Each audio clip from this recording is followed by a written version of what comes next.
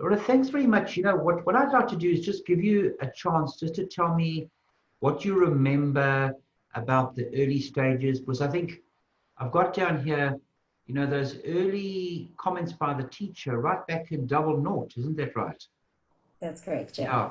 So just give me some sort of background on the early signs and symptoms and the problems that you thought about, even going back now retrospectively and thinking about how it all started and when they started to come up.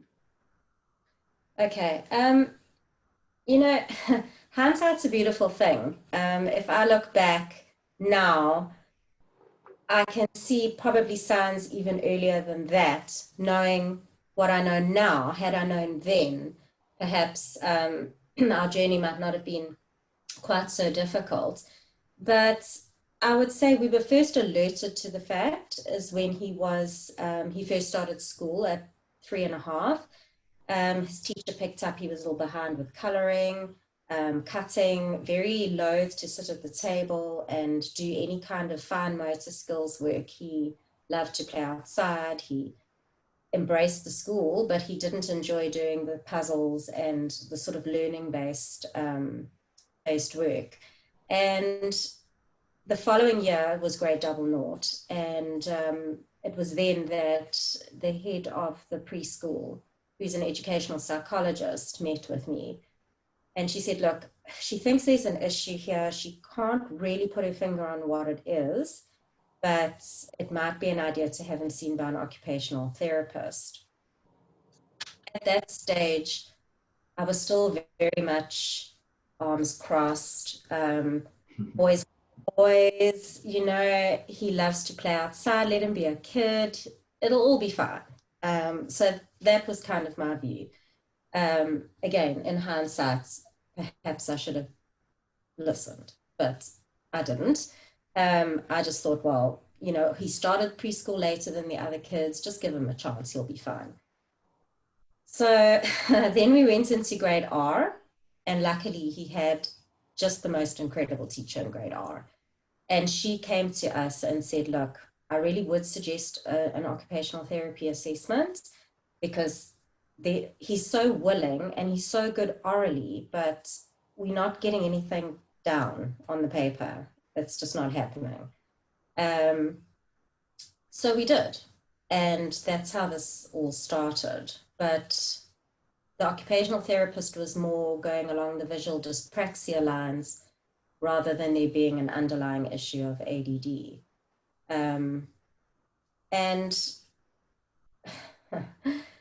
yeah, had we known that there were different types, that the stereotypical hyperactivity doesn't need to be there, the reckless behavior, the behavioral issues that sometimes come along with it, that's very, it's a stereotypical way of looking at ADHD.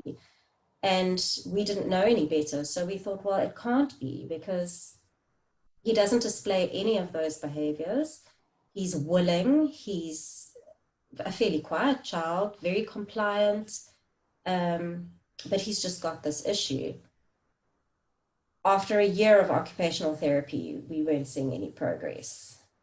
And in fact, homeschooling was our saving grace. It was a blessing and a curse, but probably the best thing that could have happened because I saw for myself in a classroom setting, if you want to call it that, what the actual problems were. And it was shocking. The teachers had actually been quite gentle with how they had explained that he'd had some issues. It was, he'd have to copy a sentence and 5 minutes later he'd written one letter. And not that he couldn't do it. We'd been through the alphabet with him again, or I had when I was homeschooling him. We'd specifically gone through each letter, and when I was standing next to him, and he could do it. But as soon as I moved away, it just, there was nothing. He just could not bring it together to put it down on the paper, even copying. And after 6 weeks of frustration with him, thinking, you know, he's had a year of occupational therapy, he's not mixing his letters up, he knows what they are. You know, is he just being strong-willed? Does he not want to do it?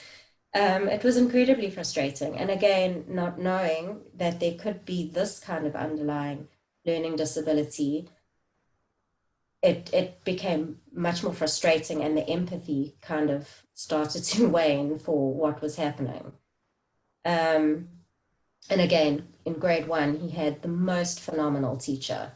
And we had a Zoom meeting with her one day because it just got to the point where both of us, it was interfering with our relationship. We've always had a loving relationship. He's always been so, as I say, compliant, willing to please, and it became combative. He was mullish and stubborn and just closed off to any kind of educational input from me at all. And it was his grade 1 teacher who suggested that we have him assessed by you. And it was sort of more along the lines of, well, if it isn't, we haven't lost anything, but at least we know to then maybe move on to something else. It might be something different, but let's just find out. And that's when we came to you. Yes, Laura, I mean, that's an amazing story, how I suppose the serendipity of COVID really brought those things to light, didn't it, really? Mm-hmm. Absolutely. I mean, if it hadn't been for that time he spent at home and you saw it yourself, it might have taken a bit longer. It definitely would have. I would still probably today be sitting at parent-teacher meetings with my arms folded, thinking, you know, he is only 7. Just give him time. Maybe it's just a maturity thing. He's young for his age in the class, you know, that kind of thing. And they don't like to come right out and say, listen here, this is a huge problem. You really need to sort it out. They kind of try and approach it gently. So it's easier to just sort of brush it off and think, well, you know, we're getting him occupational therapy. He's getting all the help he needs. What more do you expect of me? And it really was, as I say, something very, very good came out of something very, very bad, because as parents, we don't see how our children are in the classroom. We get told via a third party how they are and if it's very different from how they are at home, it's hard to believe. Because we don't do that kind of work with them normally at home. We do a little bit of homework. It's really minor. Doing the actual learning, teaching them to read and write, that really showed up where we were having big problems.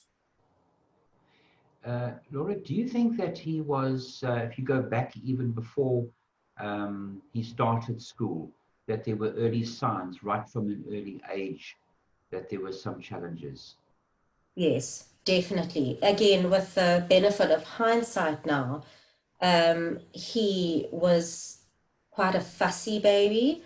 He didn't like to be on his tummy. Anything where he had to actually push up or do sort of anything like that. He didn't like being on a playmat. He actually he was actually quite grumpy. We used to call him Grumpy. Right up until we did what we were told we should never do, and we got him a walker. And we popped him in the walker, and the moment he became mobile and independent, he was a different child. So I suppose looking back now, that very probably was an issue, and probably even earlier still, trying to get him to feed and things like that was always, we always had to find creative ways to get him to do it. So if I look at that and then I think, well, you know, that probably, well, he was born this way. And his milestones were all fine, but they were all gross motor, you know, milestones. He spoke when he should, he crawled when he should, but everything was always just a little bit tough. Um, I only have one child. I've got no experience with other babies. So for us, that was just what we had. But I would imagine his 7-year journey through life thus far probably would have been less difficult had we noticed some of the earlier signs. He wasn't ready to go to school at 2. We tried. He was so anxious after 3 weeks. Every time we put him in the car seat, he would vomit. And the school said to us, it's fine, it'll come right, it'll come right. And it just really didn't. So we took, you know, we made the decision and we said, well, we're going to pull him out of school and we're going to keep him at home with us for a little longer. He's just not ready, which is why he actually only started at 3.5. Laura, do you think that the occupational therapist made a massive difference? No, I would say definitely not. It helped with his gross motor skills, strength in his upper body, which is never really, he's had really strong legs. He's jumped on the trampoline since he could walk. That's always his go-to. But his upper body strength wasn't great, and they thought that might be not helping, obviously, with the fine motor skills, etc. So they did work on that, and it did help initially. I would say in the first 6 weeks, we saw some improvement in the classroom with him having more stamina holding a crayon or whatever it is they were doing. His occupational therapist now that he has is actually at the school, and she comes and gets him for half an hour. And she focuses, she does a little bit in the beginning with the stretchy things and to sort of get him all relaxed. And then she sits with him at the table and she teaches him properly, pencil grip. This is how you hold your pencil, froggy fingers, getting his, you know, the reversals, teaching him how, little poems, you know, bat before ball if they're doing a B, or the doorknob opens the door. And that has definitely helped. But without his medication, he would not get the benefit of the occupational therapy. And I think that was the problem, because the major underlying problem was still there. That year of occupational therapy was actually wasted. He was just not absorbing and gaining from it like he should have been. Laura, if I can ask you to tell me a little bit about how you saw his organization in the morning, from the time you get up in the morning, getting ready for school. What were the challenges that you experienced? Oh, well, we get up very early. We did. We used to get up very early, and I was still dressing him for school at the beginning of grade 1, because by the time he'd put his socks on and his belt, and we were now running really late, and even getting up, I mean, I'd have to have got him up at like 3:30 in the morning if I'd have allowed him to do it himself. And, you know, you still get, you know, the people, well, you must let him do it himself. He'll learn. But, you know, time is also a factor when they have to be at school by 7 o'clock. So in the end, you just think, I'm just going to do it because we have to go now. He could never follow more than one instruction at a time.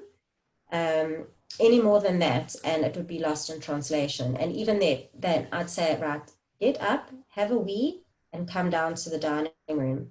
And he'd get up and he'd come down to the dining room, and he'd forgotten to stop at the toilet, which is on the way to have his wee.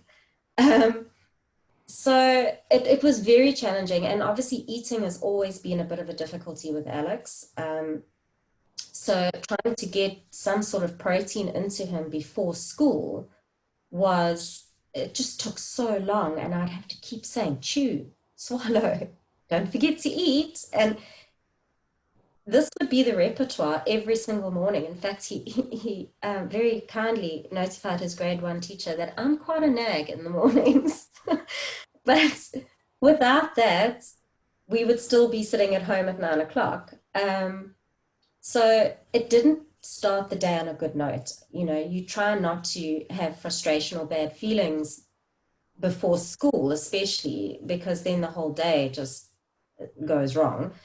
But again, I talk about the frustration, thinking, you know, you 6 years old, why can't you do this? Um, and when you hear your friends' children are all managing to do it and they're quietly sitting having their breakfast and they're all dressed and ready to go, and it's like the Wild West here in the Hanegraaf house. Um, so it was incredibly frustrating. But again, I just put it down to the fact that he'll get there. He'll get there. And yeah, because purely we had this stereotypical idea of what an ADHD child is like, and that's just wasn't him.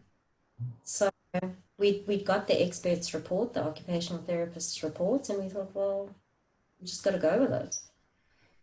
We were very wrong. Laura, and then in the afternoon after school, what was the routine like coming home, trying to do work with him and homework and that routine for bed and getting him to sleep? How was that?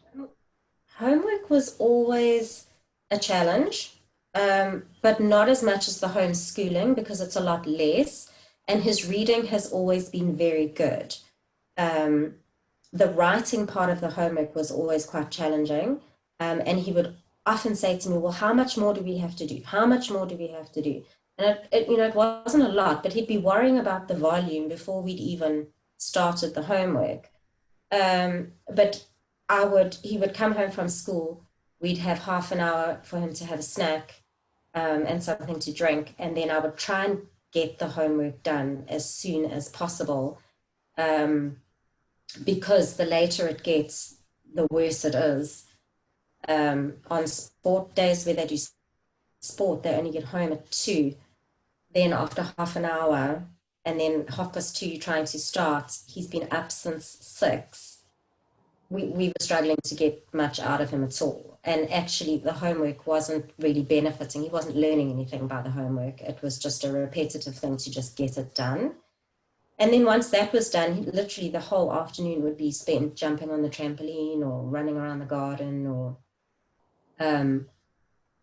nowadays, he's quite into gaming. So not the healthiest, but that's kind of what he tends to do to relax now. But prior to his assessment and the medication, it would be anything but a puzzle or a coloring or anything to do with schoolwork. And in fact, coloring was considered to be homework, and don't ask him to do it unless it's compulsory. It was that bad. So not great. Bedtimes have always been good with Alex. From the time he was about 9 months old, he's actually slept really well. We've been very lucky. He's had a strict routine though. We've always followed a routine. It's the same thing every night: bath, brush teeth, 5 minutes with us in the bed, and then off to your own bed. And his bedtime is at 7. And I would say by about 1:15 at the latest, unless he's worrying about something, he's asleep. When you came for the assessment, that whole process, how did you feel beforehand, during the assessment, and then afterwards? How did it sort of change your mind? How did you feel? Were you shocked? Did you sort of have difficulty sort of getting your mind around the whole issue of ADHD and understanding it? No, I had no issues with the understanding of how it worked because you explained it to us so beautifully with the images of the contrast MRI scan and showing me that it was the way the dopamine is spread out through the brain, and before and after medication, what the brain looks like. So the understanding of it was never an issue.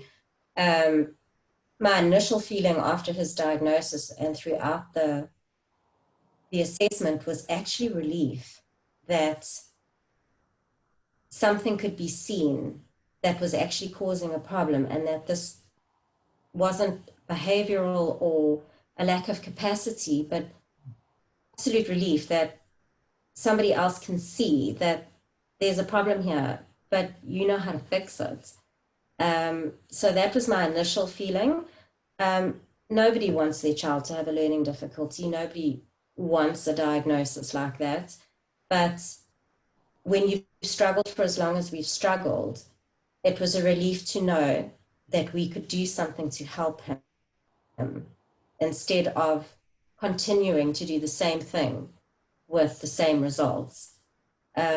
Watching his confidence just dive through grade 1 because he was working his socks off and nothing was, there was no result from that. And now knowing a reason why. And then I felt guilty, very, very guilty. I should have done more. If I'd have worked with him more on desk-based work, sorry. If I'd have worked with him more on desk-based work when he was little, instead of letting him play in the garden and do all of that, maybe this wouldn't have happened. Maybe, I could have worked harder, something, when actually what we should have done is just bring him to you sooner. And that guilt still stays with me a bit, that I let it go on for so long without doing something. I don't believe that. I think all parents blame themselves for, I think, a lot of different things. And maybe, I think the schooling system and the recognition of it very early on, I think maybe is not as good. You think other therapists that he's been attending, going in and having therapy with, they would maybe have, given a bit more of a pointer to it. But, I think that that's a natural feeling that all parents are going to have. And I think what you're saying to me is what everybody says. Now, Laura, what I'd like to hear, when he started on the medication, what did you see? And what were you initially worried about? What was the sort of change that you saw on the medicine? From day one, and he went on the medication when we were homeschooling still. Well, I still get goosebumps. I can't help it. I cannot explain it. It literally is that cliche. It was like night and day. It was like somebody switched the lights on for this child. And it wasn't that he was learning more going forward. Just everything that was locked in was able to come out. I mean, it would take us from 8 in the morning. We would start religiously every morning at 8 o'clock. And it would take us till about 1:30 to get through the curricula. The day 1 on the medication, we finished at 10:30, and it was beautiful. Beautiful work. His whole demeanor, he embraced it. He enjoyed it. I kept going, my husband was working from home at the time, and I kept going through to him saying, this is not my child. Where's Alex? And it really has been like that ever since. The wonder of it wears off because now we're getting used to him being able to do everything. But I constantly remind myself where we were and where he is now. And as much as for me the decision was quite hard initially, you kind of made it easy when you explained that no, it doesn't matter what else we do, if we can't sort out the chemical balance, it's futile. So for me, it was, in the end, an easy decision, because why would you not? I spoke to a lot of young adults whom I'm friendly with, who have subsequently, as adults, been diagnosed with ADHD. And I said to them, if this had been done when you were at school, would you, in hindsight, have wanted to be medicated or not? And they all said to me, 100% of the people I spoke to said they wished that they had been. Because as adults now, that lack of confidence, belief in themselves, that it doesn't matter how hard you work, you can't get the results, is still with them now. So for me, it was an easy decision in the end. I mean, you've described it in an amazing way, such an articulate way, you know. You make it, you have such an amazing insight, you know, and I just wish, and I think that's why I'm so grateful that you are able to share what you've just shared, because that's my wish, is your experience and your words that you've used. If anybody can hear that, it is the most life transforming diagnosis and experience. It is literally has the power to change someone's life in a completely 180 degrees. It is almost as though you're going along in a direction and you get to a crossroads and you have to make a decision. Do I turn left or do I turn right? And if you think of, if you had kept going down the one road, if you kind of take 10 years, 20 years ahead, where you'd be, you know. But what I think he's had for me, Laura, is that the reason that I think he got as far as he did is because you filled in the gaps. You took over those functions of his brain that he was unable to self-control himself. You were the one that filled in those gaps, and you still are, I think. You know, you are still filling in those gaps. Yeah. Wow, it is amazing. You see, the most effective thing about treatment of this is one thing, having a diagnosis. It's one thing being on treatment, but the next thing is, how do you help your child? And that's what you do. You know, it's what you do, not what other people do. That's something they're going to do at school and so forth, the therapist, the occupational therapist. But the most important outcome measure is the mother. Because let's face it, a mother spends the most amount of time with a child. So that's amazing. For me, is he just finally, thank you very much, would you, if you had to say, if I'd ask you, would there be any message that you would give to any parent or anybody, what message would you give to them that when they say, you know, they'll outgrow it, it's not such a bad thing, because the name of ADHD is attention deficit hyperactivity. I mean, it sounds like it's such an innocuous, a mild problem, just a little bit of hyperactivity, maybe you calm down, a little bit of attention, maybe. It sounds such a ridiculous problem. You understand what I'm saying? When people hear that, they don't understand the real impact of it. Is there anything you'd say? I have some advice for parents so that they don't go down the same road I did initially. Okay, listen to your child's teachers. Try and understand that they aren't trying to make their jobs easier.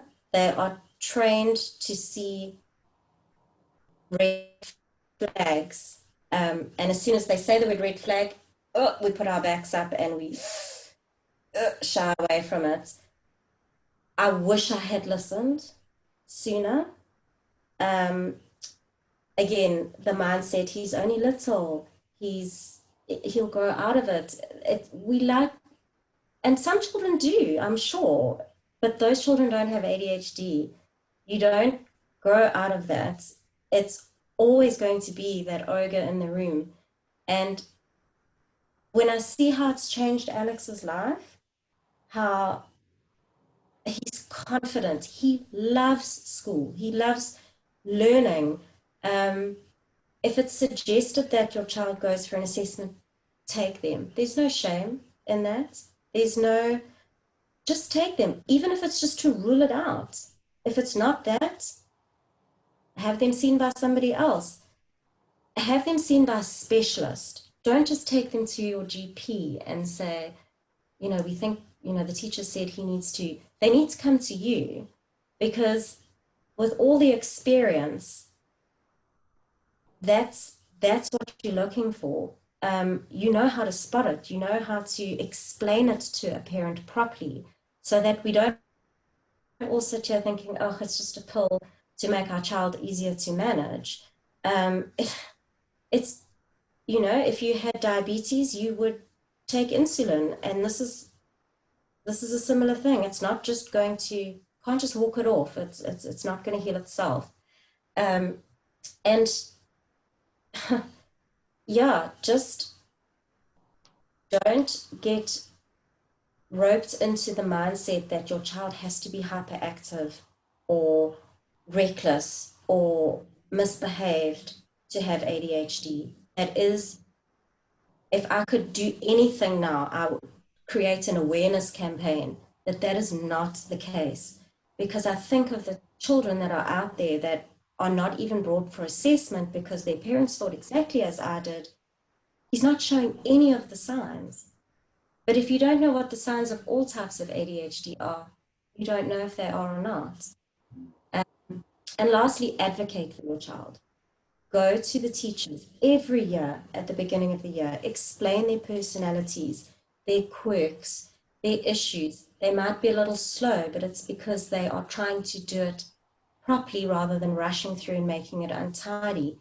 Explain to them they've got 25 other kids that they have to get to know personality-wise. So give them the crib notes and let them know your child so they don't have to struggle through that first term. Thank you very much, Laura. That's amazing. You've got an amazing articulate way and insight. And, it just shows me how much you care about Alex. That comes from a mother who understands her child in such detail and has such attention to detail. The way you talk, you can understand how much time in your life that you put into him, and as a result, you're seeing the results. Can I ask you the medication? What are the things that you see and that maybe you were worried about, or maybe that you thought that there would be a problem with the kind of fears of the medicine, and some of the things that maybe that weren't true? I was concerned about it changing his personality. That is one of the things that comes up often amongst parents that talk to each other. But I have learned very, very quickly that a properly medicated child by a specialist, it doesn't do anything to their personalities. In fact, all it's done is turn him from being introverted and constantly anxious and worried to being confident. He wants to speak out. He wants to please. He works his little socks off, and when they tell him he's done a great job, I see his little chest puffs out with pride, and it hasn't changed him in any way but for the good. And the only reason why it's changed for the good is because he's not struggling anymore. I was a little worried about the appetite because he's always been a very picky eater, and it has had, I would say, an effect, not a huge amount, because as I say, he's never really been great, but you can get around that. So instead of serving up big meals for breakfast and things like that, rather pack a punch with a Future Life bar or something like that, that they can eat on the go, eat in the car on the way to school if they need to, but just get that protein in there somehow. Little snacks, little bits of dry horse at snack time and things like that. So if they're not hungry, they're getting a lot of protein in a very small amount of food. And usually by about 3 o'clock, that's worn off and his appetite is back, and he always eats a good dinner. So anything that we haven't been able to get through in the day, he kind of usually makes up for at dinner time. And he's holding his own. He's not stacking on weight by any stretch, but he's not losing weight. He's strong. He's so healthy. So what he gets calorie-wise is enough for him at the moment. Laura, thank you so much for doing this interview. I really do appreciate it. I think your story, you don't realize what an impact it's going to make to other parents. That's the primary reason, I've set up the Facebook group, and to just be able to, I sit and see, parents like yourself on a one-to-one, but it's an amazing impact that you can almost touch many lives, not just one, and that is what really I'm excited about with what you've said, and I really do appreciate it. Oh, it's a pleasure. And I really do hope that this does help get rid of the stigmas that are attached to it, put out the facts, and realize that there's nothing better than being able to find a solution to a problem. Don't fight it. Go with it. It's changed our lives. It's changed Alex's life. Um, and it's just so important. That Facebook group is excellent. You've answered questions that I've had before I've even asked them. And people must watch those videos. They must, parents, even parents whose children don't have ADHD, because you learn so much. You learn to watch out for other little signs. And if we can just do the right thing by our children, their whole lives, the sky's the limit.